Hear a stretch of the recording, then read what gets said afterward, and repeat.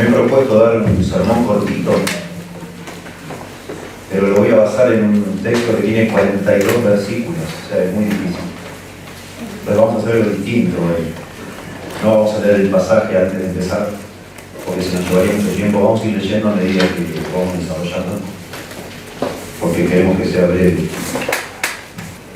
Estamos muy contentos nosotros, porque vamos a estar toda esta semana, todos nosotros, pensando en compartir el Evangelio con otras personas que no han escuchado el Evangelio durante toda la semana, ¿no? Entonces, a mí me gustaría enfocarnos hoy, fuera de nuestra serie de sermones en 2 Corintios o los demás libros que estamos estudiando, me gustaría pensar en principios bíblicos sobre cómo compartir el Evangelio a otros. Y Juan capítulo 4 es uno de los pasajes más fenomenales en la Biblia para entender cómo compartir el Evangelio a otra persona. Primero debemos, antes de meternos en Juan 4, debemos comprender que la Biblia dice que todos los cristianos, no algunos, sino todos los cristianos, deberíamos hablar a otros de Cristo, deberíamos dar testimonio de Cristo, hablar del Evangelio. Esas son las últimas palabras que Jesús nos dejó, lo que llamamos nosotros la gran comisión o el gran encargo. Por ejemplo, Mateo 28, versos 19 al 20, cuando dice, por tanto, ir y hacer discípulos a todas las naciones, eso implica evangelizar, ¿verdad? Esa misma comisión está en Marcos 16:15, que dice, ir por todo el mundo y predicar el Evangelio a toda criatura. Jesús, antes de ascender al cielo, nos manda a todos los creyentes a ir por todo el mundo y hablar de Cristo a los demás. Incluso en el libro de Hechos, cuando empieza el libro de Hechos, Jesucristo, ¿se acuerdan ustedes? Está todavía con los discípulos después de haber resucitado. Y justo antes de ascender al cielo, ¿se acuerdan qué dijo él? Dijo, pero recibiréis poder cuando venga sobre vosotros el Espíritu Santo y me seréis testigos. Dice, en Jerusalén, en Judea, en Samaria y hasta el último de la tierra. Y después el libro de Hechos nos muestra cómo no solo los apóstoles, sino todos los cristianos compartieron el Evangelio. Eso es lo que vemos en Hechos, es lo que nosotros llamamos evangelizar. Nosotros evangelizamos a otros que no conocen al Señor cuando hablamos el Evangelio, cuando explicamos el Evangelio, cuando enseñamos el Evangelio, cuando proclamamos el Evangelio, predicamos, anunciamos. Hay un montón de palabras que se usan en el libro de Hechos relacionadas con el Evangelio, todas ellas implican evangelizar. Y en Juan 4 se nos enseña cómo Jesús evangelizaba. Y antes de ver principios tomados de ahí, solo algunos principios, a mí me gustaría también, de alguna manera, repasar otra gran verdad, ¿no? La primera gran verdad es que todos deberíamos compartir el Evangelio. La segunda gran verdad es que entender qué es el Evangelio. Lo más importante en lo que llamamos nosotros evangelismo es el contenido de lo que decimos, no tanto la forma como lo hacemos. Y nosotros debemos ahí, en ese punto, tener mucho cuidado, porque a veces es como que tratamos de reducir el Evangelio a la menor cantidad de información posible, lo más cortito que podemos. Sí, podemos decir demasiado poco. Ojo, nosotros debemos tratar de mantener el Evangelio simple, no complicarlo, lo más simple que podamos, pero debe ser claro y entendible y sobre todo debe ser exacto, preciso. Debe ser lo que la Biblia dice que es el Evangelio, y no menos que eso. Y si nosotros pudiéramos ahora en un momento, solo como un paréntesis, decir qué son los elementos fundamentales del Evangelio, deberíamos decir que al menos, para en la mente entenderlo, deberíamos hablar por lo menos de 4 grandes verdades. ¿Quién es Dios y qué hizo Dios? ¿Qué es el hombre y qué hizo el hombre? ¿Quién es Cristo y qué hizo Cristo? ¿Y qué debe hacer la persona que escucha todas estas cosas? De Dios, del hombre y de Cristo. Eso, ahí en mi mente, ahí es, yo entiendo que estoy explicando todo el Evangelio cuando explico esos 4 puntos, bien explicados. Ustedes tienen, les repartieron un papel. Yo quisiera que se lleven, para no irnos tan lejos del sermón, yo quisiera que se lleven y después lo vamos a profundizar en otro momento. Pero a mí me gustaría que ustedes tomen esto que se les dio y lo aprendan como una especie de esqueleto que les sirva, a cada uno de nosotros nos sirva para decir, bueno, ¿estoy diciendo realmente el Evangelio o solo una parte del Evangelio? No voy a meterme ahí. Tenía decidido ver papeles así, salteo esto. Pero es el principio importante que debemos tener claro. es que lo más importante del evangelismo es decir el evangelio.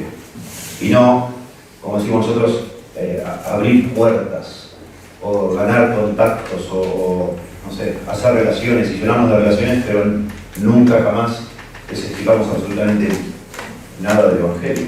Entonces sí, ahora pensando en Juan 4, cuando nosotros miramos este episodio en la vida de Jesús, vemos uno de los encuentros de Jesús con un no creyente que más enseñanza tiene para nosotros sobre cómo acercarnos a un no creyente, cómo comenzar una conversación evangelística, cómo hablar de ellos, de las verdades espirituales.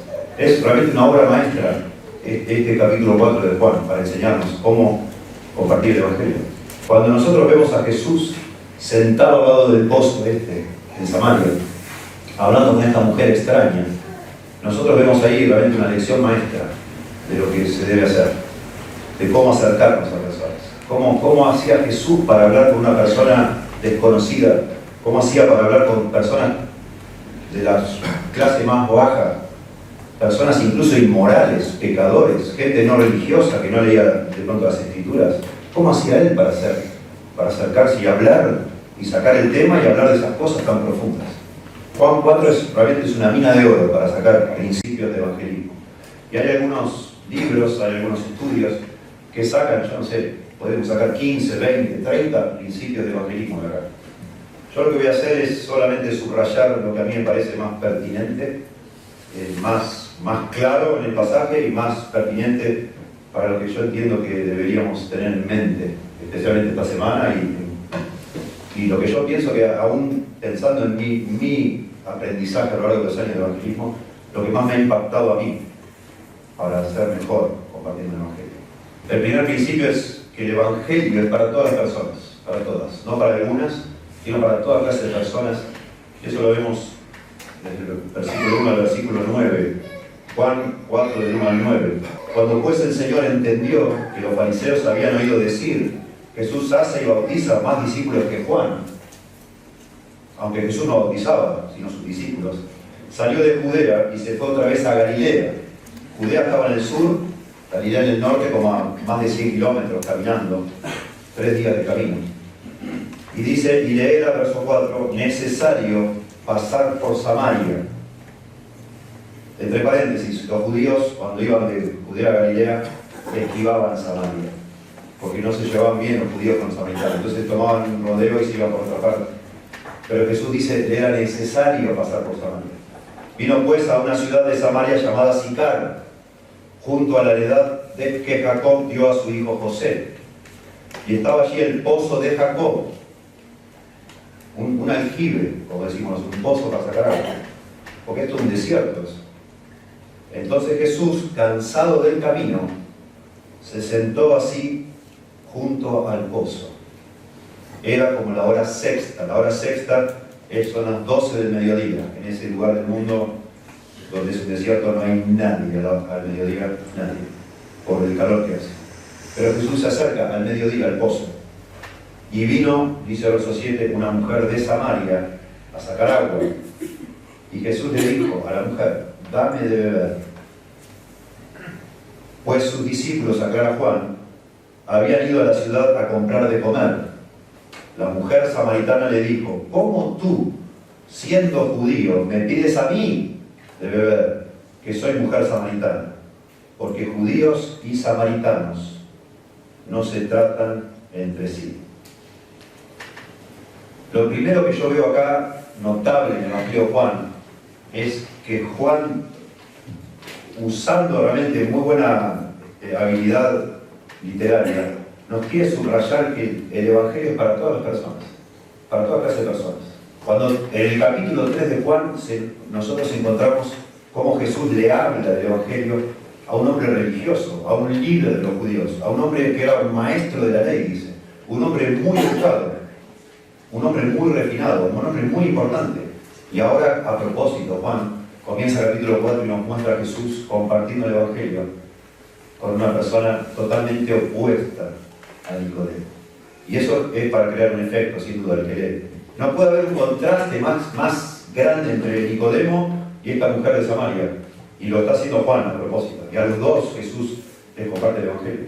Nicodemo era importante, era un hombre importante y sofisticado, una autoridad de los judíos. La mujer esta era una simple samaritana. Él era judío de religión y de raza, ella era samaritana. Él era un fariseo. Ella no pertenecía a ningún partido religioso. El hombre, Nicodemo, tenía un cierto estatus político, la mujer no tenía ningún estatus, ninguno. Nicodemo era un erudito, un estudioso, la mujer no tenía educación. Nicodemo era un hombre de un alto estándar moral, la mujer era una inmoral, tenía 8 maridos, 8 hombres había tenido esa mujer. Nicodemo era un hombre conocido, sabemos su nombre, de la mujer no se nos dice en ningún lado cómo se llamaba, Nicodemo era un hombre, la samaritana era una mujer, interesante, cosa también notable en aquella época, ser mujer era algo inferior en muchos sentidos. Nicodemo vino de noche para hablar con Jesús, para proteger su reputación entre los judíos. Y ella vino al mediodía porque ella no tenía ni reputación, ella tenía, ni importaba ya. Nicodemo vino a Jesús buscando respuestas. Y en el caso de la mujer samaritana, ella no vino a Jesús, Jesús fue a ella. Y todo esto crea de nuevo un efecto precioso para ayudarnos a entender que Jesús vino a este mundo a salvar a los pecadores, a todos los pecadores, toda clase de pecadores, no solo algunos, todos. Nicodemo en un sentido es un ejemplo de que no existe en esta tierra una persona, por más religiosa que sea, por más moral, por más estándar alto que tenga, que esté por encima de lo que Dios reclama del ser humano. Y la mujer exactamente es el ejemplo del opuesto, que no existe una persona tan pecadora, pero tan mala, tan promiscua que esté fuera de la oferta de la salvación. Y notablemente, si ustedes están familiarizados con el Evangelio, ustedes van a ver que a lo largo del ministerio de Jesús, muy pocas personas reconocieron que Jesús era el Salvador. Veían que era un gran hombre, un sanador, un gran maestro, pero el Salvador del mundo, muy pocos lo vieron. Noten lo que dicen, ya no la mujer, sino los habitantes de esa ciudad, los samaritanos, terminando el verso 42. Dicen, sabemos que verdaderamente este es el Salvador del mundo, el Cristo. Tremendo testimonio. Tremendo testimonio. Y eso de nuevo es a propósito. Así como el único que a los pies de la cruz reconoció que Cristo era Salvador fue un soldado romano y un ladrón crucificado. Fueron los únicos que ahí vieron lo que estaba pasando, y todos los religiosos completamente ciegos. De la misma manera, Juan está subrayando que a veces las personas menos pensadas, lo que decimos, no, estas personas, ¿qué van a creer? No pueden creer. Imposible. Creen. Y eso de nuevo es una motivación para nosotros, para aplicar a cualquier clase de persona.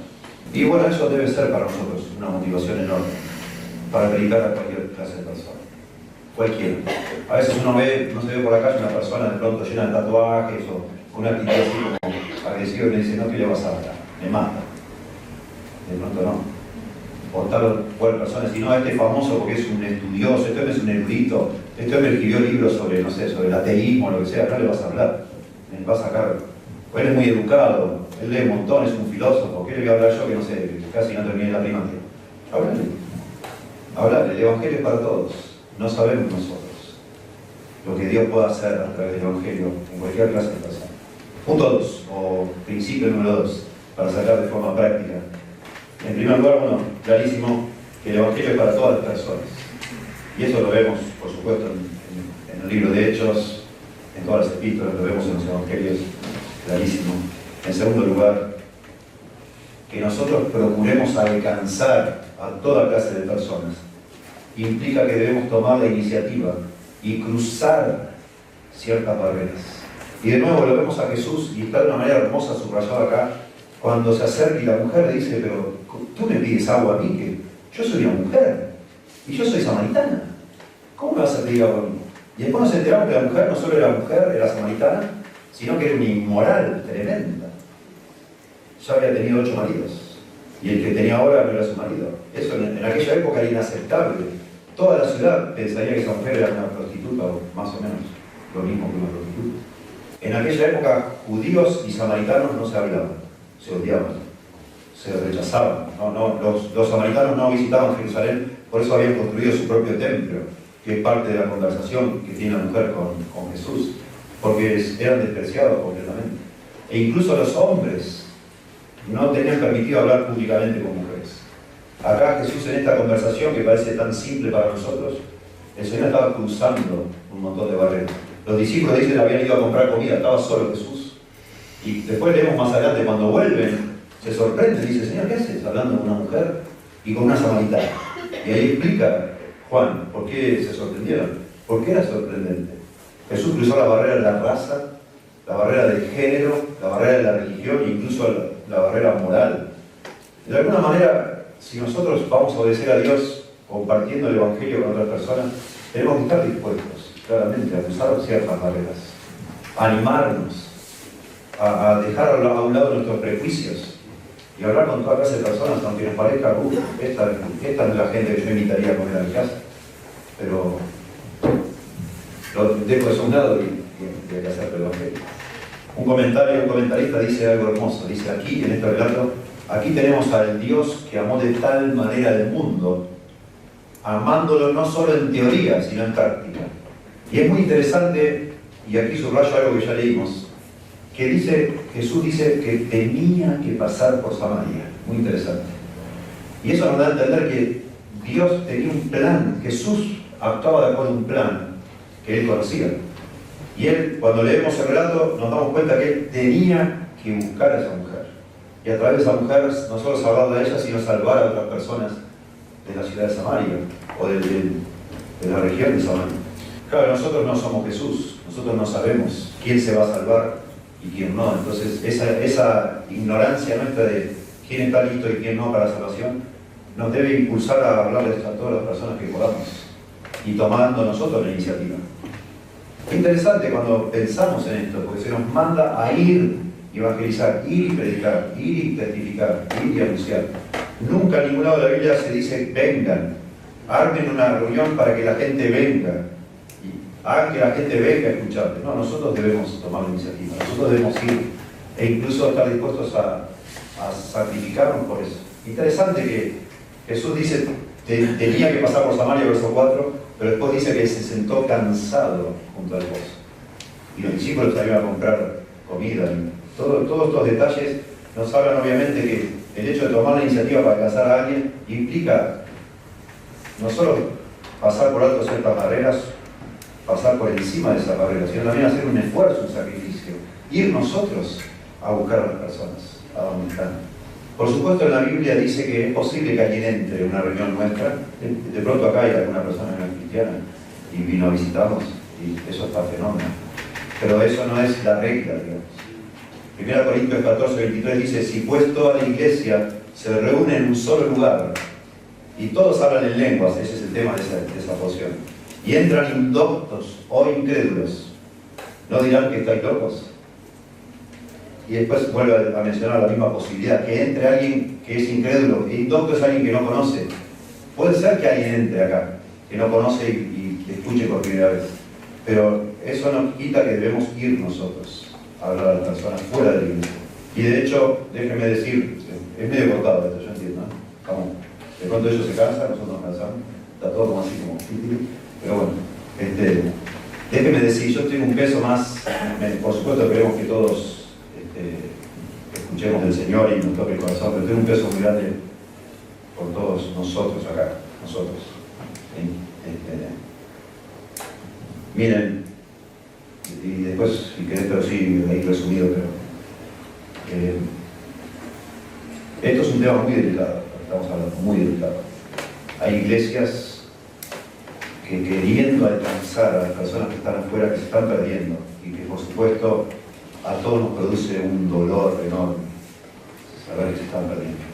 Hay iglesias que entonces procuran que sus reuniones sean agradables para los que se están perdiendo.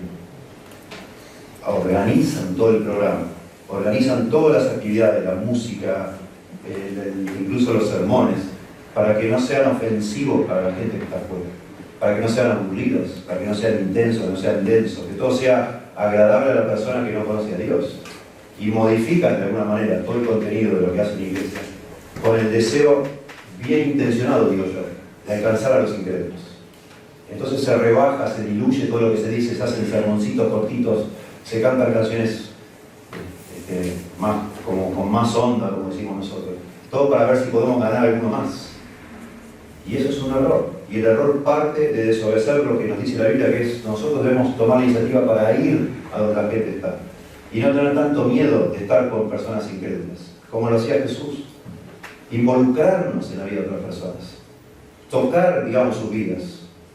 Hablar, conversar, exponernos, si se quiere, a críticas, a burlas, a lo que sea, pero acercarnos a los que se están perdiendo, cruzando esas barreras, y no esperar a que ellos vengan acá donde nosotros nos sentimos seguros, porque somos un grupo, porque al final siempre van a ser minoría los que entren acá, y no nos van a hacer nada. Pero cuando vos vas, vos sos minoría, cuando vos vas a hablar a otros de Cristo. El Evangelio, y esto no lo podemos desarrollar, pero esto es la mina de oro que yo digo que está acá adentro, es en este punto. El Evangelio debe ser presentado de la manera más personal posible. Y esto es una joya acá, cómo Jesús conversa con esta mujer y llega a meter el dedo, digamos así, en donde realmente había que hacerlo, ¿no? La parte, su necesidad espiritual. ¿Sí?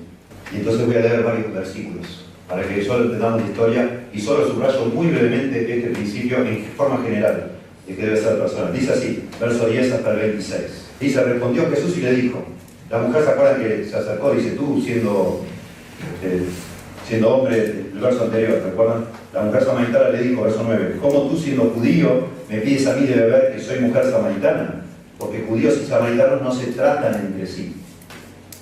La iniciativa la tomó el Señor, acercándose. Pero la mujer reproduce, es una reacción, y habla. Y ahora Jesús contesta. Empecemos a ver un poco cómo interactúan. Dice, respondió Jesús y le dijo, si conocieras el don de Dios, ¿y quién es el que te dice, dame de beber? Tú le pedirías y él te daría agua viva. Eso despierta el interés de la mujer. Tremendo. ¿Cómo que Jesús está ofreciendo otra agua viva?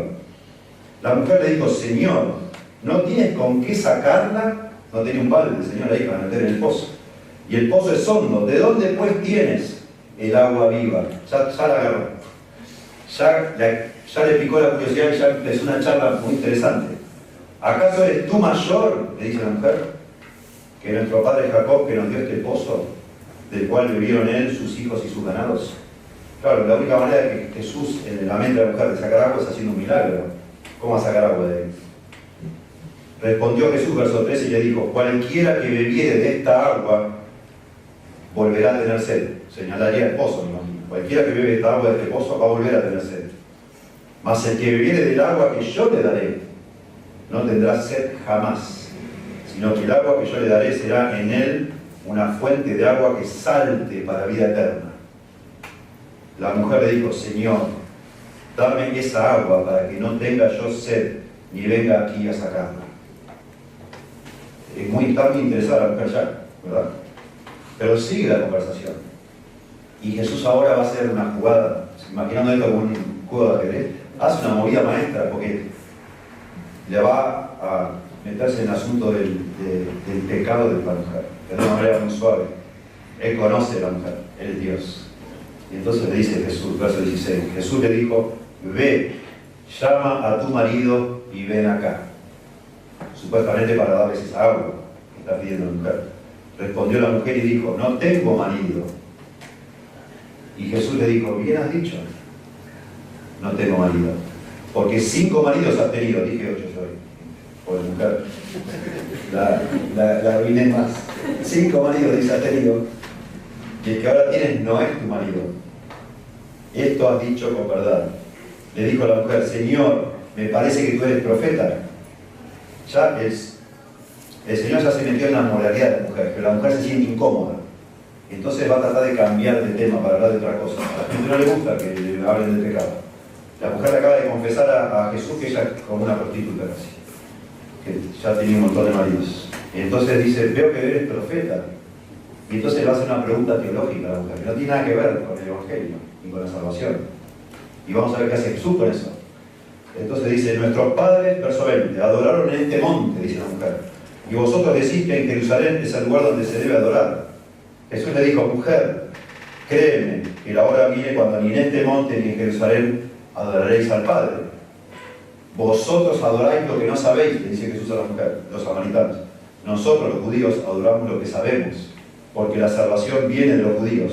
Mas la hora viene, y ahora es, cuando los verdaderos adoradores adorarán al Padre en espíritu y en verdad, porque también el Padre a tales adoradores busca que le adoren. Dios es espíritu, y los que le adoran en espíritu y en verdad es necesario que le adoren. Le dijo la mujer otra vez: sé que ha de venir el Mesías, llamado el Cristo. Cuando Él venga nos declarará todas las cosas. Jesús le dijo: yo soy el que habla contigo. Tremenda conversación. No podemos explicar todos los detalles, pero la mujer entendió, con lo que sabía, que con toda esta respuesta que le está dando Jesús, Él está hablando de algo demasiado grande, lo que ellos esperaban, la venida del Mesías. Entonces ella le habla del Mesías. Y Jesús, al final, toda la conversación, noten, pasó por la necesidad de la mujer. Él despertó el interés de la mujer, pasó por su necesidad espiritual y terminó en Jesús, llamando la atención sobre sí mismo, que es el Salvador. Y eso es lo que deberíamos aprender nosotros a hacer: a dialogar con las personas, a conversar, no hablar como un loro, así, pum, pum, pum, pum. Este es el punto 1, punto 2, punto 3, escuchar, y no sabemos si la persona nos está escuchando o no nos está escuchando. Esto es maravilloso, la manera que el Señor habla con la persona.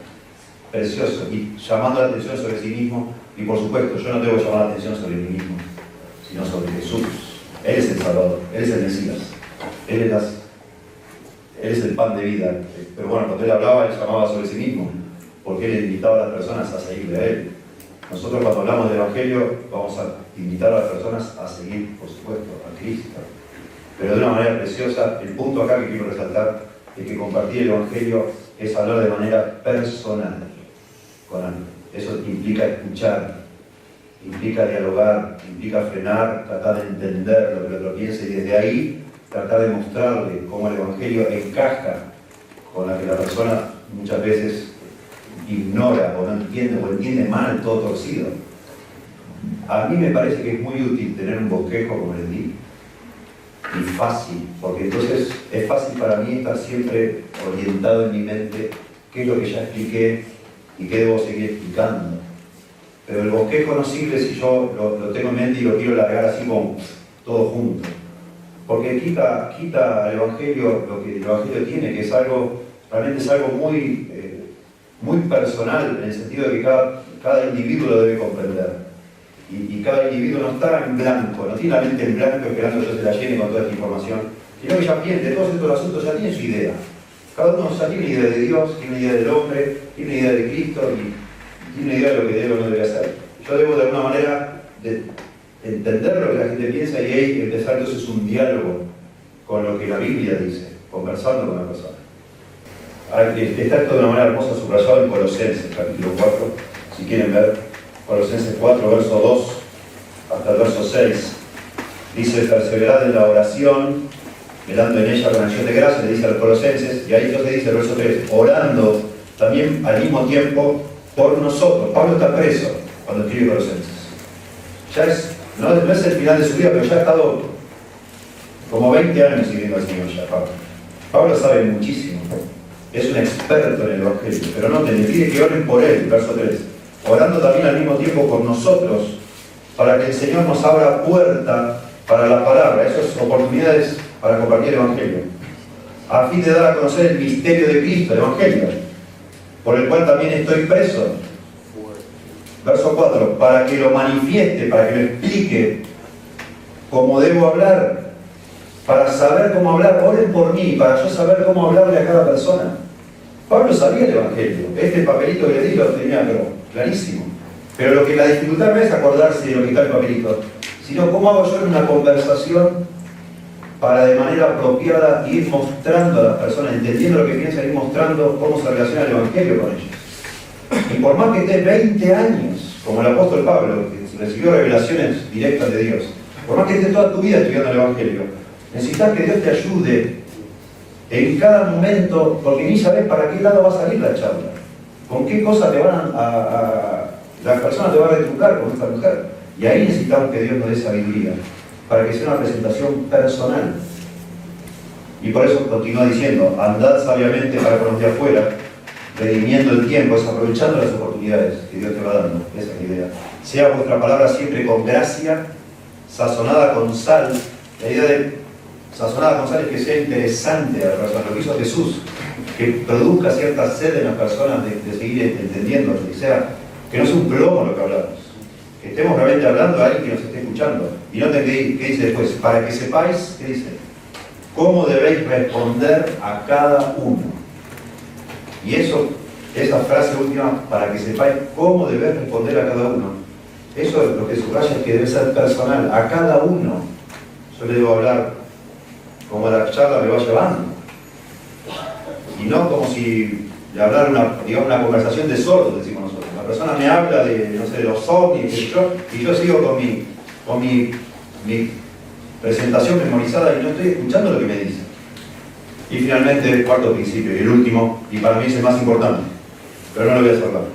Pero para mí, haber entendido esto hace muchos años ha sido para mí realmente un alivio, y espero que lo sea para ustedes, en cuanto a cuál es el rol que Dios espera de cada uno de nosotros compartiendo el Evangelio. Y es el siguiente: hacer evangelismo o evangelizar es sembrar y cosechar, ambas cosas. Y eso está del verso 27 hasta el final, hasta el 42.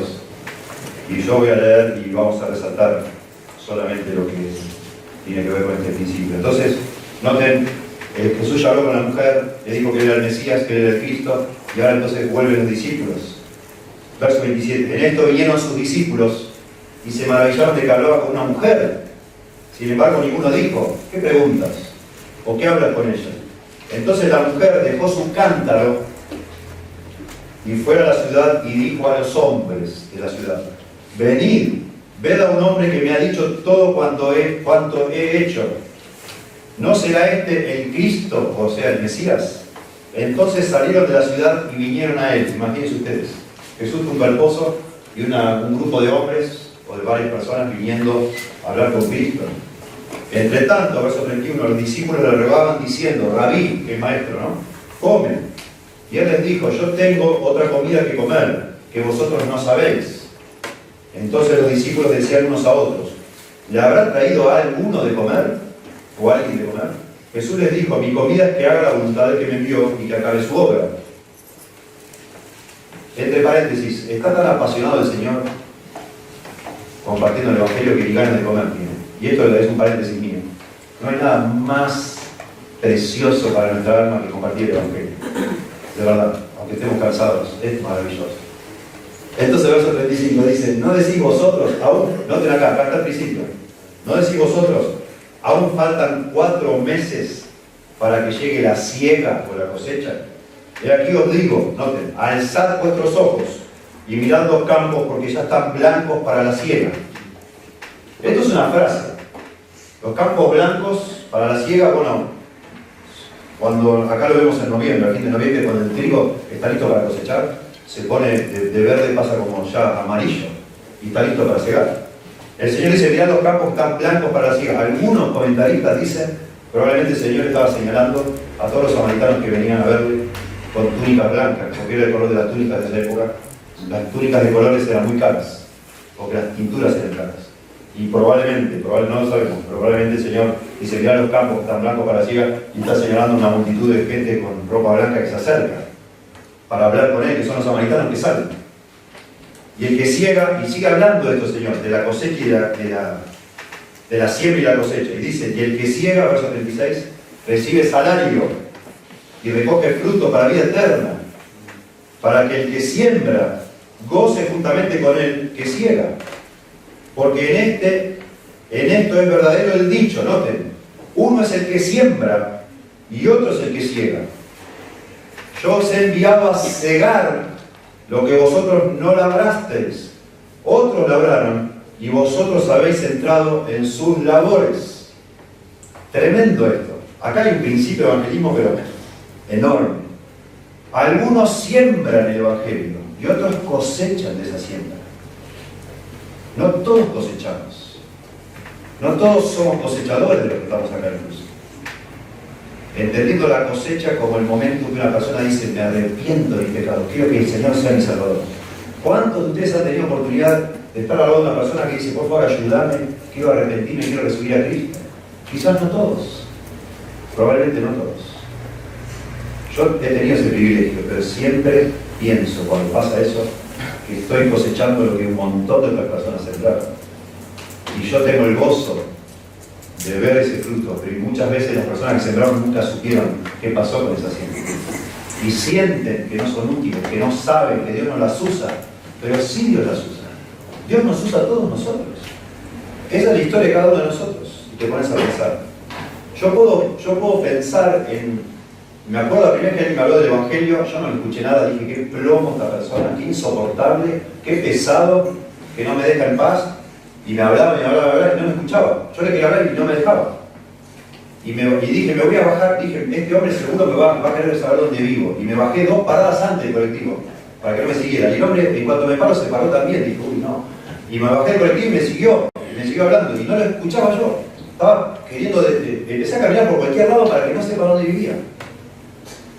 Porque pensé que era como de una secta, yo no sabía nada. Pero le escuché una sola cosa. Y fue una espina que al final me llevó a Cristo. Escuché otras cosas después, más importantes que esa, pero él sembró algo esa noche.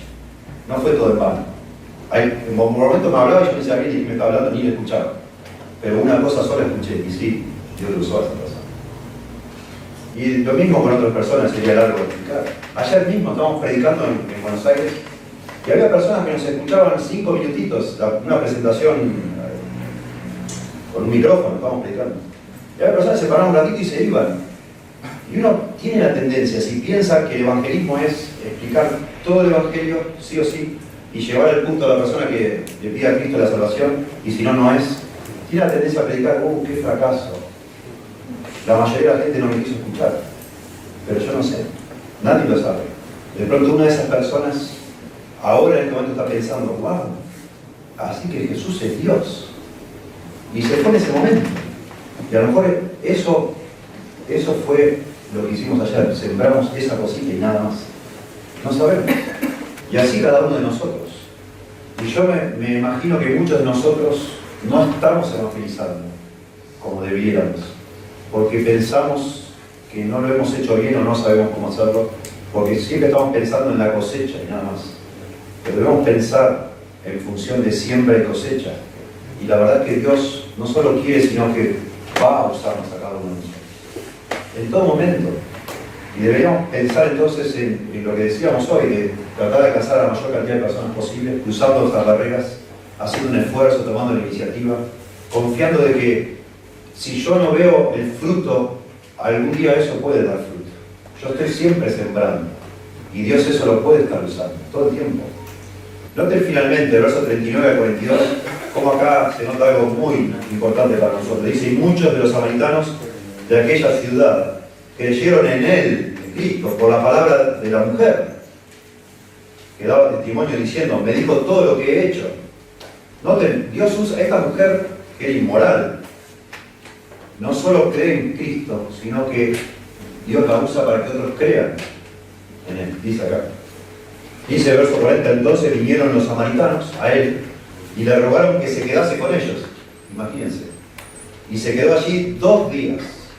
Y creyeron muchos más por la palabra de él. O sea, algunos creyeron por la palabra de la mujer y le piden, quédate con nosotros, así nos explicas más. Se quedó 2 días más.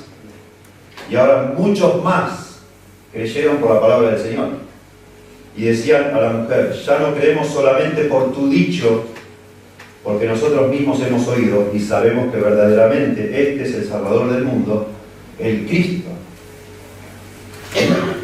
Noten qué interesante acá. Jesús le dice a los apóstoles, ustedes van a cosechar lo que nunca sembraron, probablemente refiriéndose a los profetas, a la ley, a toda la gente que iba a escuchar el Evangelio por los apóstoles, y lo vemos con Pedro cuando predica en Hechos 2, se convierten en miles de personas. Él cosecha lo que él sembró. Pero acá es hermoso ver acá, la mujer habla de Cristo, algunos creen por la palabra de la mujer y le piden que se quede el Señor, y muchos más creen. Pero después dicen algunos, ahora creemos no solo por lo que nos dijo la señora esta, por esta mujer, sino mucho más por lo que también vos nos explicaste. Y eso también es hermoso en esto de cosecha y de siembra, que las personas van entendiendo como de a poco las cosas. Y nosotros queremos que todo sea así. Y por eso nos frustramos. Creemos que diciendo una cosa, para nosotros tiene mucho sentido, un bosquejito, como le digo. Mucho sentido. Y tenemos la ilusión que cuando le explique todo eso a una persona, en 20 minutos va a decir, ¡wow! Ahora lo entiendo y me convierto. Y es raro que pase eso, muy raro. Y aún una persona que de pronto cree porque ya otro sembró, aún así probablemente después de 3 o 4 meses te diga, ¿vos sabés qué? Me parece que en realidad cuando vos me hablaste no me convertí. Ahora me parece que entiendo mejor. Y puede ser. Porque vamos como de a poco, como dicen estos hermanos acá. Ahora creemos mejor, después de 2 días de hablar, 2 días, no 2 horas, no 20 minutos. 2 días se quedó el Señor explicándoles. Porque así es la fe.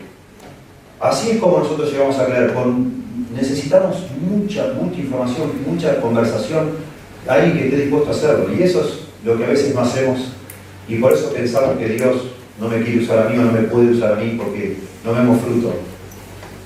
Porque a veces no lo vemos. Y porque a veces somos demasiado impacientes. Queremos cosechar donde jamás nadie sembró, ni nosotros ni nadie sembró.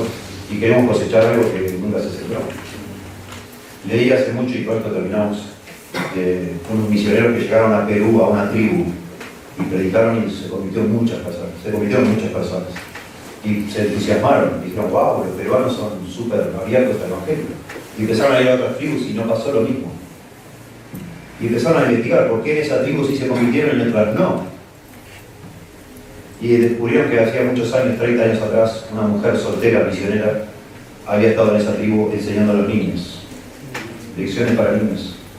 Y fielmente la mujer enseñó, y bueno, un día o murió, o se fue, no sé, pero nunca fue capaz ella de ver el fruto de todo lo que sembró. Y eso lo cosecharon personas 30 años después. Hermoso, ¿verdad? Muchas veces los que sembramos no vemos nunca el fruto de toda esa siembra. La van a ver a otras personas que cosechan. Quizás nuestros hijos, nuestros nietos, pensando acá en nuestra ciudad de Lobos. Yo no sé quién sembró antes de que llegara esta iglesia acá, o la persona que fundó esta iglesia, antes que estuviéramos acá nosotros, no sé. Seguramente habrá habido algo de siempre. No lo sé. Pero lo que sí entiendo es que si queremos cosechar, tenemos que seguir sembrando. Y eventualmente algún día veremos el fruto de eso. Miren, vivimos en un tiempo muy extraño donde la mayoría de las iglesias evangélicas ya no predican el Evangelio. Está lleno de evangélicos que no son convertidos. Y así como Pablo se proponía ir a cada ciudad y enfocarse primero en los judíos, en las sinagogas, porque ahí muchos de ellos ya habían sembrado, conocían las escrituras, conocían la ley, tenían cierto temor de Dios, ya estaba el terreno muy trabajado. Entonces Pablo pretendía, llegando a una ciudad, ir a cosechar de ahí. Eso lo vemos en Hechos 19. Y después iba a los gentiles, pero se quedaba ahí 2 años en Éfeso, 1 año y medio en Corinto. Se quedaba mucho tiempo sembrando. Pero iba primero a las personas que ya estaban, digamos así, trabajadas de tierra, por otros. De la misma manera, yo creo, y hoy hablaba de eso con Tony, de la misma manera estoy convencido de que en el momento que vivimos hoy tenemos una gran oportunidad de cosechar, y es evangelizando evangélicos. Escuchen esto. Necesitamos evangelizar evangélicos. Está lleno de personas en las iglesias evangélicas que están perdidas, pero no lo saben. Les han hablado de la sanidad y la prosperidad, pero nunca del Evangelio de Cristo. Pero ellos están abiertos a escuchar el Evangelio de Cristo. Para mí fue muy notable eso ayer. Hace años que estamos yendo a predicar a San Justo, que es el lugar del país donde más evangélicos hay. En La Matanza dicen que el 90% de las personas son evangélicas. En San Justo, cuando preparo el tablero y empiezo a predicar, se llena de gente y casi nadie se va. Me filman, me aplauden, se acercan, me piden referencia, me piden ayuda, etc. Ayer estábamos en Florida y Córdoba y no se paraban un minutito y se iban. Me gritaron, pero en San Justo no pasa eso. ¿Por qué? Porque está lleno de evangélicos, pero no entienden el Evangelio. ¿Ven? Y puede pasar lo mismo en nuestra ciudad. Solo digo esto para estar atentos, seguir sembrando, pero también no asumir que las personas porque van a una iglesia son convertidos. Que el Señor nos use también con ellos. ¿Sí? Y vamos a ir esta semana, y digo esto para terminar, porque vamos a ir esta semana a evangelizar en un barrio donde ya se ha evangelizado un montón. Yo lo sé. Y a lo mejor el Señor nos da alguna cosecha, porque hay muchos siembras. Pero vamos a sembrar. Si el Señor quiere que haya alguna conversión, amén. Y si no, confiemos que el Señor nos puede usar, sembrando allí. Señor, damos gracias por tu palabra, pedimos que la uses en nuestra vida, que nos ayudes a reflexionar más en casa, tu palabra, y que seamos todos nosotros ganadores de almas, en el sentido no solo de querer cosechar, sino de sembrar. Señor, úsanos para sembrar tu palabra, para hablar con todos los que podamos, aunque sean conversaciones breves, aunque a veces nos queda la sensación de que no hemos hecho suficiente, que pongamos nuestra esperanza en que tú estás siempre actuando, obrando y nos estás usando, Señor. A lo mejor algún día otro coseche, te rogamos, Dios, que nos animes a cada uno a ser más agresivos, más intencionales en la manera en que nos acercamos a los incrédulos para hablar de ti, Señor. Lo rogamos en el nombre de Jesús.